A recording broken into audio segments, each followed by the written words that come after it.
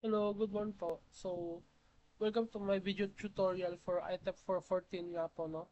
In this video, I'll be demonstrating how to manage users and groups in Ubuntu Linux. So, this includes checking existing users and groups, creating and deleting users nga po, modifying user accounts, creating groups, mga ganun po, group permissions, sudo access, mga ganun po. So, for this demonstration po, ang gamit ko ngayon is Workstation Pro 17, which is a VMware para hindi po maapektuhan ang aking system. At saka ang gamit ko po ngayon na Ubuntu is 24.4.3 LTS. So yun lang po muna, start na tayo. So dito muna tayo sa ano no. Paano nga ba tayo gagawa? May dalawang paraan no. Pwede tayo mag CTRL Alt T kung nandito na tayo sa Ubuntu, or meron rin mas madali, dito na tayo. Type natin ang terminal. Pagka-enter mo, ito na ang lalabas, no? So, ngayon, magsisimula tayo sa basic, no? So, check muna natin ang get and password, no? Tapos, so, dito tayo, no? Get and password. Enter natin. So, kung sa uno, no? Titignan natin parang haba, no? Pero ang kailangan lang natin malaman is yung sa umpisa. Yan, no? Kung sino ba to. Nakalagay dyan ang root kasi yan ang gusto natin makita, no? Ibig sabihin, tayo pala ang gumagamit nito. So, yung gawa tayo ngayon na ano, sabihin natin ganito, get end group. Ayan, papakita nyo naman yung mga laman nito. Tapos dito naman banda, gusto natin makita is ito. Ito no? Yan. Ito admin system. Yan yung makikita dapat natin, no? Yung kadalasan rin makikita natin yung username natin dito. Pero iba kasi ang ano ko na yan. So, tignan natin ngayon, move on tayo dito. So, meron tayo get ent password, get ent group. Ano ang next? Ang next po natin is, dito tayo. Magsusudo tayo ngayon. Tatry natin mag-add ng user. So, sudo add user Alice. Alice info, adding user Alice. Nakalabas na siya. So, sabihin natin dito na siya, oh. Selecting UID, adding new group. So, yung sa kanina, nakikita na natin nandyan siya ngayon. So, paano natin ngayon check yan? Ayun, sige, bago pala natin i-check, no? Maglalagay tayo ng password. Simple password lang tayo ngayon. Sabihin natin, so, try natin maggawa ng password, no? Lagay natin is, nag-try ako kanina, 1, 2, 3, 4, 5, 6, 7, 8. Kaya na ba? Sorry, passwords do not match. Hindi dapat. So, kailangan magtugma siya. So, ulitin natin, 1 to 8. Hindi rin kaya. Pero ngayon, pag ang tinry natin is, sabihin natin, parang mixture ng ano, full name natin ngayon, Alice. Pumasok naman pala, no? Makita natin, no? Nag-try uli ako ng 1, 2, 3, 4, 5, 6, 7, 8. Ngayon, this time pumasok siya. Pero dito naman tayo ngayon sa full name. Alice Neverland. Room number, sabihin natin lang, 1. Work phone, 9. Home, 8. Other, paano other, siguro kahit ano na lang muna, lalapulayin na lang natin. Yes. So yun, makikita na natin, pasok na siya. Move on tayo dito sa ngayon, paano natin to i-check? So ang pang-check natin is yung ID ngayon, no? Ang gagamitin is ID para pang-check sa user. So, tatype natin ID, Alice. Yun, ngayon lumabas na siya. UID 1102 Alice. Group ID, ang GID yun, no? Ibig sabihin nun, 1002 Alice. Groups, yung kung saan siya napupunta sa users, no?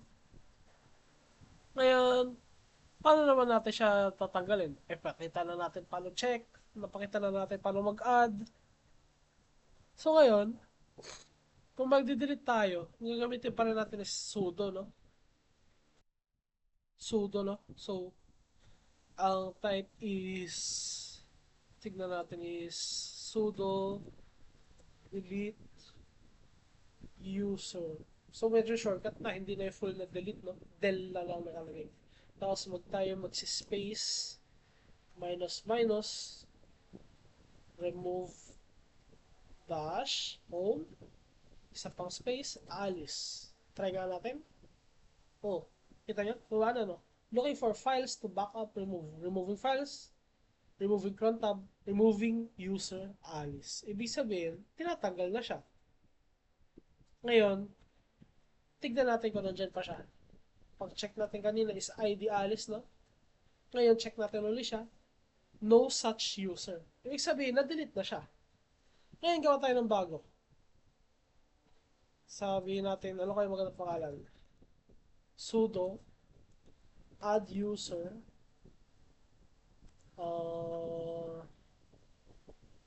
Risa. Yan o. Pero ngayon, anong pinagkaiba natin? No? Wala naman, no? Sa ano lang, sa grupo na lang sa ano niya. Kasi na-delete na kanina si Alice, ngayon si Risa naman ang nandito. Gawa tayo ng maiksing password lang. 8. 1, 2, 3, 4, 5, 6, 7, 8. Yan. Risa na 1, 1, 1, 1. Yes. So ngayon, paano natin ito i-check ngayon, no? Ganun pa rin. ID, Risa. Nandyan siya. Ngayon, ang gagawin naman natin is, since napakita naman natin kanina ang delete, tayo naman ay ngayon magbabago ng password.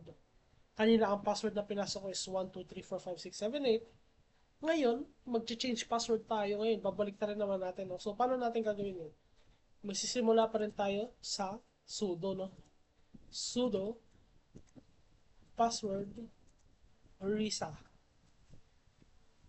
Ngayon, nagkaano siya ngayon? Sabi yung password, no? Password 8, 7, 6, 5, 4, 3, 2, 1. 8, 7, 6, 5, 4, 3, 2, 1. Ayun, pumasok. Password updated successfully, no? So, yun lang. Madali na mag-change ng password. Sudo password Risa. Yun lang. Parang ano lang siya. Kanina. Parang similar sa get and password kanina. Medyo shortcut lang kasi ang nakalagay is passwd. Ngayon, next tayo. Ano bang next natin is sa change shell, no? Para mag-change tayo. Tignan natin ngayon paano. Pero kasi dito sa change shell eh, dapat wala tayong makikita na pagbabago, no? Eh, bakit kaya ba natin to kailangan gawin, ang change shell, no? Oh, sa ano kasi, ang change shell is para lang maklaro natin kung saan siya ano, kasi ang consistency sa pagkukode o sa paggiginto na ano is yung para hindi ka malito, no? So, yun ang ginagamit na ito, no? Ito ang kailangan para hindi ka malilito. Lalo na sa ating mga beginner tayo, no? So, sudo, chsh, change kasi, no? Change shell kaya chsh. Tapos, dash s, slash bin, slash bash, tapos space, yung pangalan. So, si Risa, wala lumabas. Ibig sabihin, okay siya. Kasi walang lumabas. Pag may lumabas na kabukod dito, ibig sabihin may problema. So, next tayo sa agenda natin, no? Change a user's home directory, no? So, dito tayo ngayon sa, ano, babalik tayo dito, no? Bakit nga ba natin muna ito kailangan gawin, no? Pero bago na habang mag-type na lang ako, sudo user mod. So, kailangan natin ito gawin is para, ano, no, para malilipat lang natin, tsaka magta-transfer tayo ng files, magagamit natin ito, no? Balik tayo sa code, user mod, dash d, space, slash, yung backslash, home, slash new Risa. New Risa kasi siya ang lilipat natin. No? Slash M Risa. No? Try natin. Wala rin lumabas. Ibig sabihin okay siya. Ngayon, confirm natin siya ngayon. No? Get ent. Dito tayo para sa confirmation. Get ent. Password. Bob. Risa. Wala. Kasi hindi yan ang pangalan. Pero titignan natin ngayon. Password. Risa. Oh. Tinesting natin kung mali. Walang nalabas. Pero ngayon, tinesting natin ng Risa. Lumabas. Kasama pa nga dito yung full name na nilagay natin. Ano, Risa ma. Ngayon, meron na tayong change password, get password. Tapos, tinesting natin yung get and password para ma-confirm natin na gumagana tong ginawa natin kanina ng sudo change shell tsaka sudo user mode, which is yung linipat natin ng lugar, no? Itong lipat na lugar, lipat ng bash. Dito tayo ngayon. Next. Tapos na tayo dyan sa user, no? Tapos na tayo. Gawa tayo kanina, nag-verify tayo kanina, nag-delete tayo kanina, nag-move tayo. Ano ngayon? Since tapos na tayo sa iisa, doon na tayo sa grupo. Which means, dito tayo sa create ng group. So, para mag-create ng group, kailangan natin ganito. Sudo add group devs. Yan. So, kung tinap natin may lumabas, ibig sabihin okay na siya. Ngayon, bakit importante ang groups? Ang groups kasi, yung parang nagpapamanage tayo ng maramihan instead ng isa-isa. Kita nyo kanina ito. Ano yan? Tatlong code? Tatlong code yan, no? Tinype natin para mag-manage ng iisa lang. Ngayon, pero pag gumamit tayo ng add group, no? Ginrupo natin sa isang LAN, marami tayong magagawa. So, sabihin natin, ang 5, mahapit natin sa isang code. So, instead na mano-mano yun, no? Na tigi-isa, ang 5 naging 1 kasi instead na 5 users tas 5 codes, naging 5 users, 1 code. Mas madali, di ba? So, since nakagawa na tayo ng group, magdadagay na naman tayo ng tao sa loob ng group. Since meron tayong ginawa si Risa, yun ang ilalagay natin ngayon. So, type natin dito, ang sudo user mod dash ag kasi dash, kasi ano no, add group devs yung pangalan ng group, Risa. Yun o. Yeah, tinype ko. Ngayon check natin para kanina sa ID. Check natin ngayon. Groups, Risa. Risa is under the devs. Risa is a user under ng devs ngayon. Nami-verify natin kung saan siya nakapunta, no? Ngayon, nalagay natin siya. Ngayon, tanggalin natin siya doon. Paano natin siya tatanggalin ngayon? Sudo pa rin tayo. Sudo g password -d for delete Risa plus devs. Removing user Risa from group devs. No? Hindi na natin ang explanation dyan. Sinabi niya tinatanggal na niya dun sa grupo siya. Yun no. Discovery. Add group. Pang check ng group kung saan siya. Tas delete group. No?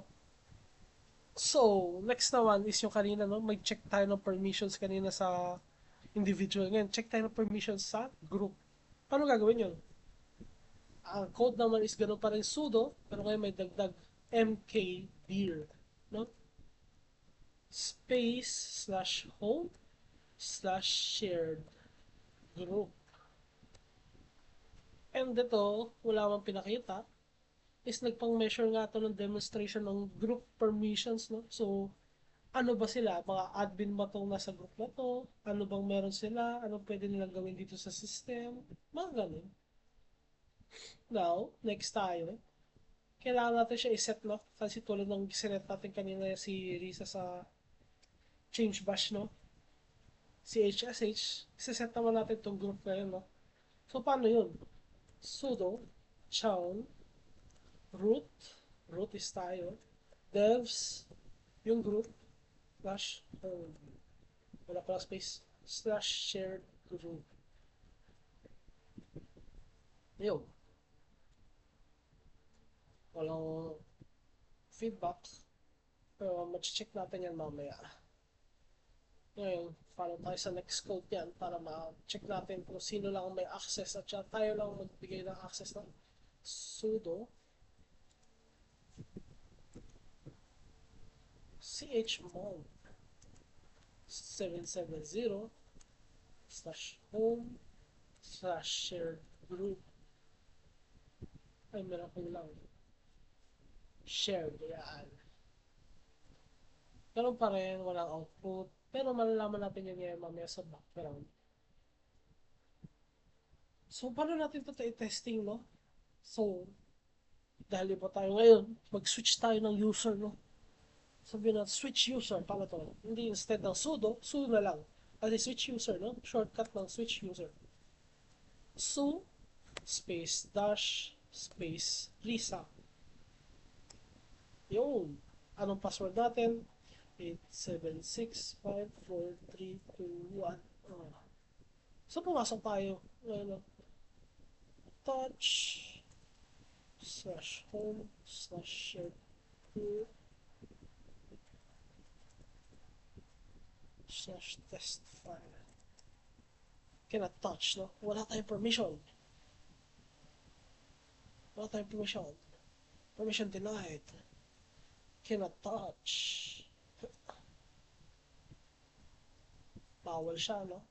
Ngayon, paano natin siya bibigyan ng access ngayon? Ganito rin yan. Sudo usermod -ag sudo ulit Lisa. Bakit? Ngayon, bakit? Ginawa natin siya admin ngayon. So, makakaram na siya ngayon. Ay,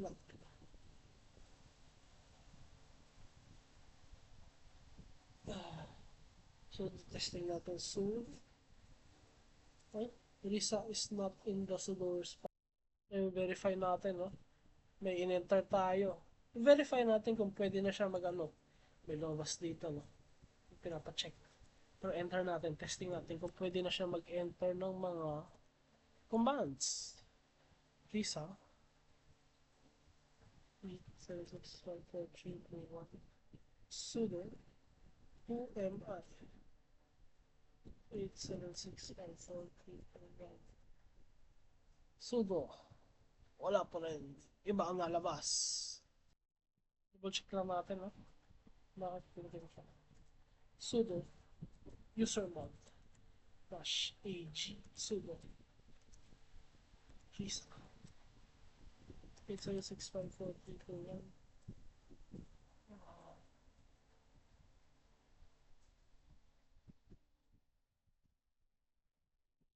ayun, alam ko na. Dito pala tayo sa account natin, no?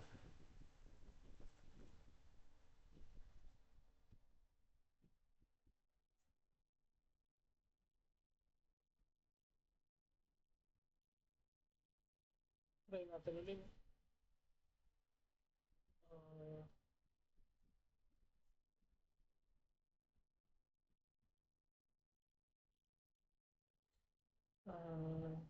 nangyari.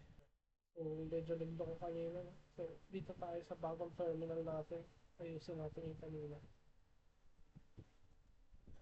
Usermod -ag sudo reset. Wala lumabas, no? Pero ginawa natin siya ano, ginawa natin siya administrator. Paano natin verify ito? So, dash reset para sa verification.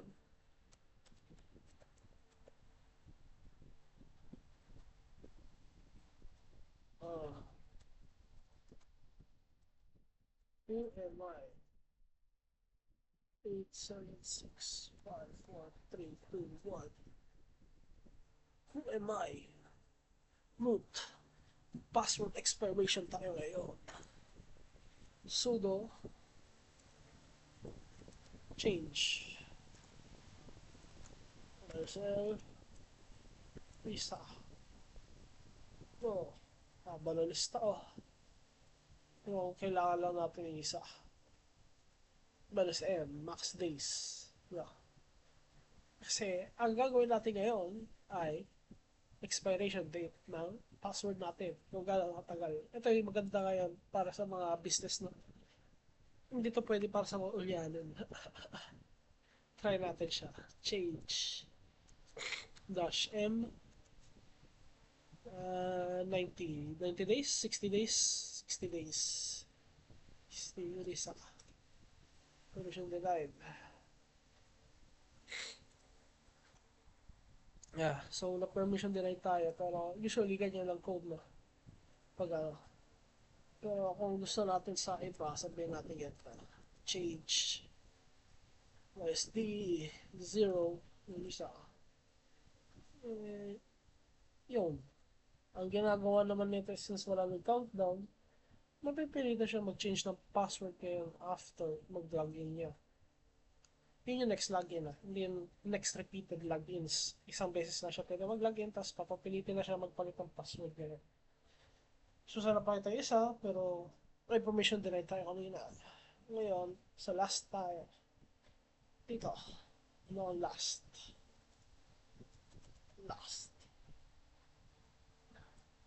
Ang last, pinapakita lang niya yung mga naglalagin dito, no? Kung ano yung mga nangyayari, kung sino yung mga gumagamit. So, sabihin natin, gusto natin makita yung mga logs. Last log. Marami, oh. Marami. Pero, makita mo yung status, never log, never log, never log. Pag nakalagay naman, nakalagay, still logged in, still logged in, still running. Then, maganda kung gusto mag-investigate sino mga sigagabit ng PC, ng Ubuntu, nasa shared system kung hindi lang ikaw mag-isa ang gumagamit. Chinek natin paano, no? So, andun naman tayo sa sino mga failed plugin. Sige. Sudo g rep failed password dash slash var dash log out.log.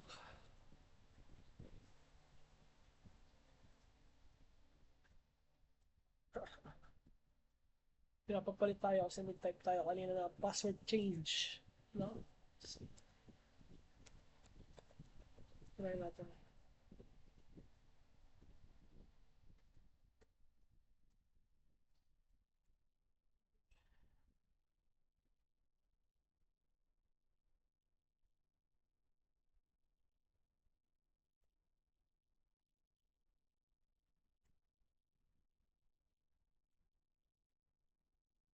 Paano. Anyways, basta tinry ko kung ano password na naglololo, ulianin ako sa password no. Pero, since nag-ano siya, dapat natin makikita dyan is yung parang mga ano no, failed login, ano bang sabihin natin mga parang date na lalabas dyan. Kailan? January, December.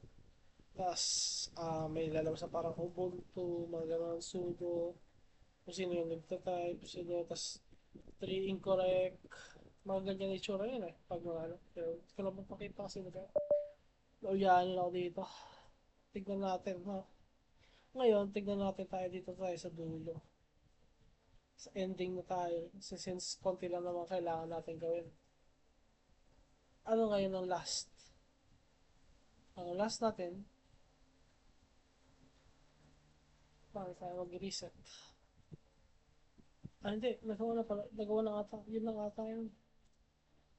So, since ano naman na pala, yun lang ata ang last, no? Mag-summarize na lang muna ako ng mga kailangan kong ano hindi dito, no?